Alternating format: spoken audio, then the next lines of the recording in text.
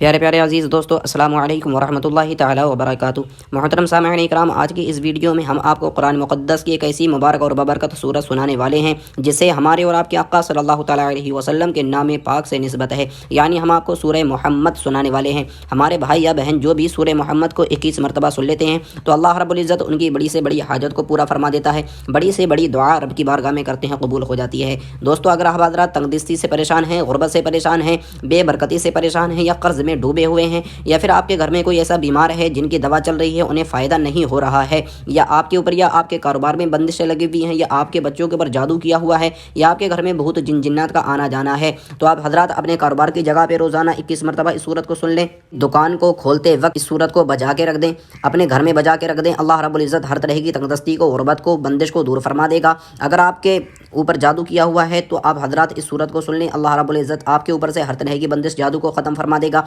किसी बीमार के लिए आप हज़रात इस सूरत को पढ़कर पानी पे दम कर दें, या फिर उनको ये सूरत सुना दें। अल्लाह रब्बुल इज़्ज़त उन्हें शिफा आजिला, शिफा कुल्ली अता फरमाएगा, उनकी गैब से मदद फरमाएगा। दोस्तों, कुरान मुक़द्दस की बहुत ही ज़्यादा बबरकत सूरत है। इसको सुनने से ज़िंदगी की बड़ी से बड़ी परेशानी, मुसीबत, तकलीफ़ दूर हो जाती है। आप हज़रात भी इस सूरत को सुने और अल्लाह रब्बुल इज़्ज़त की बारगाह में सच्चे दिल से दुआ कर दें। अल्लाह रब्बुल इज़्ज़त आपकी हर हाजत को पूरा फरमा देगा। आपके जो भी मकसद होंगे, अल्लाह रब्बुल इज़्ज़त आपको आपके मकसद में कामयाबी अता फरमाएगा। आपका बड़ा सा बड़ा काम बन जाएगा, नामुमकिन काम भी आपका बन जाएगा। एक मरतबा इस सूरत को सच्चे दिल से अक़ीदत के साथ में सुन के देखें, फिर उसके बाद में खुद इस सूरत के चमत्कार आप हज़रात अपने माथे की निगाहों से देखेंगे। दोस्तों, चलते हैं सूरत को सुन लेते हैं। सूरत को सुनने से पहले आप हज़रात से एक छोटी सी अर्ज़ है, चैनल पर नए हैं तो चैनल को अपना समझ के ज़रूर सब्सक्राइब करें। दोस्तों, चलते हैं सूरत को सुन लेते हैं। अऊज़ु बिल्लाहि मिनश शैतानिर रजीम, बिस्मिल्लाहिर रहमानिर रहीम।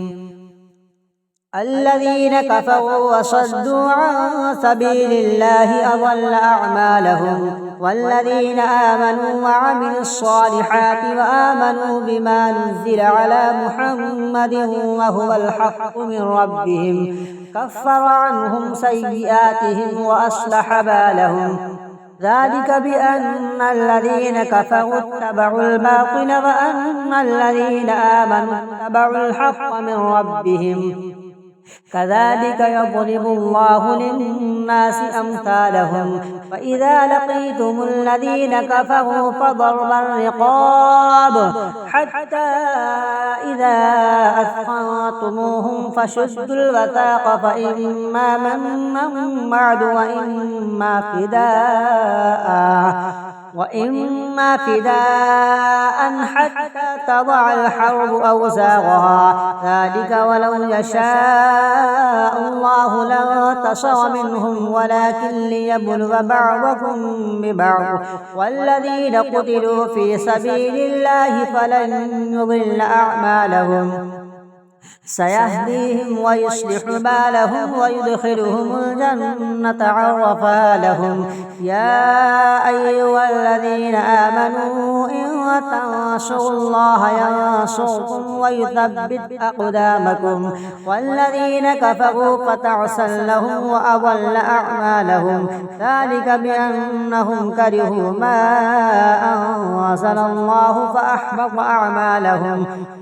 अफ़लम यसीरू फ़िल अर्ज़ि फ़यंज़ुरू कैफ़ कान आक़िबतुल्लज़ीना मिन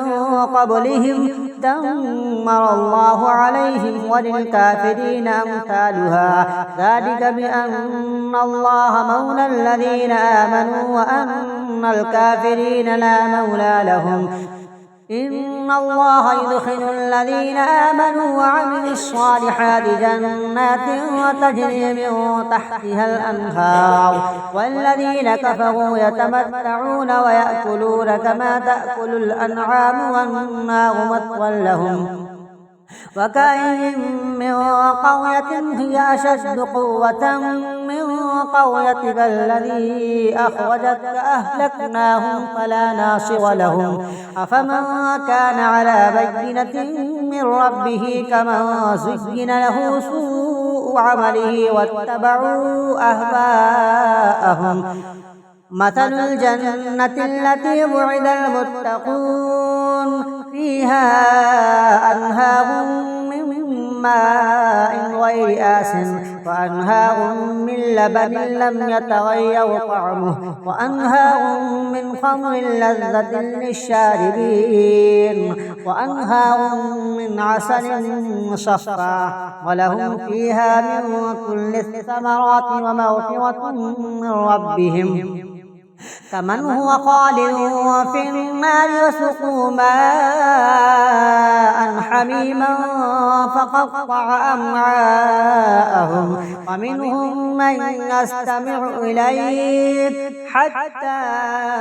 إذا خرجوا من عندك قالوا للذين أوتوا العلم ماذا قال آنفا أولئك الذين طبع الله على قلوبهم واتبعوا أهواءهم والذين اهتدوا زادهم هدى وآتاهم تقواهم فهل ينظرون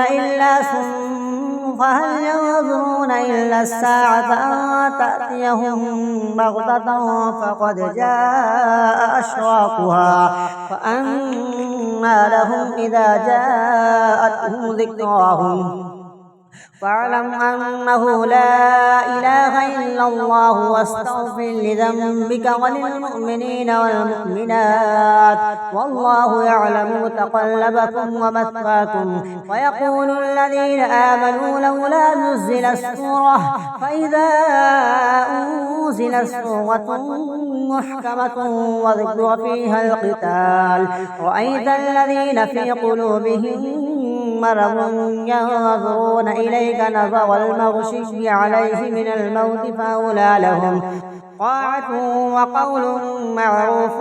فإذا عزم الأمر فلو صدقوا الله لكان خيرا لهم فهل عسيتم إن توليتم أن تفسدوا في الأرض وتقطعوا أرحامكم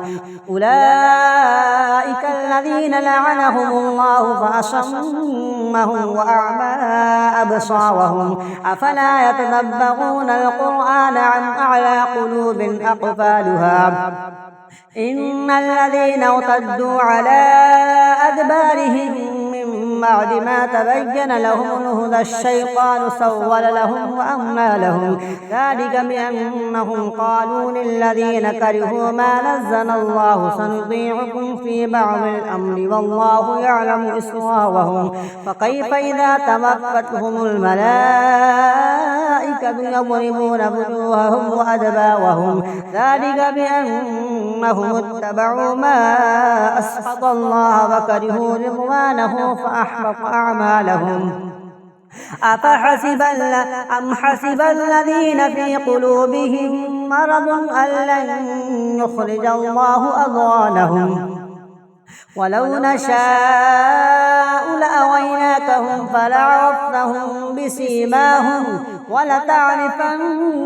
في لحن القول والله يعلم أعمالكم ولنبلونكم حتى نعلم المجاهدين منكم والصابرين ونبلو أخباركم إن الذين كفروا وصدوا عن سبيل الله وشاقوا الرسول من بعد ما تبين لهم الهدى لن يضروا الله شيئا وسيحبط أعمالهم يا أيها الذين آمنوا أطيعوا الله وأطيعوا الرسول ولا تبطلوا أعمالكم إن الذين كفروا وصدوا عن سبيل الله ثم ماتوا وهم كفار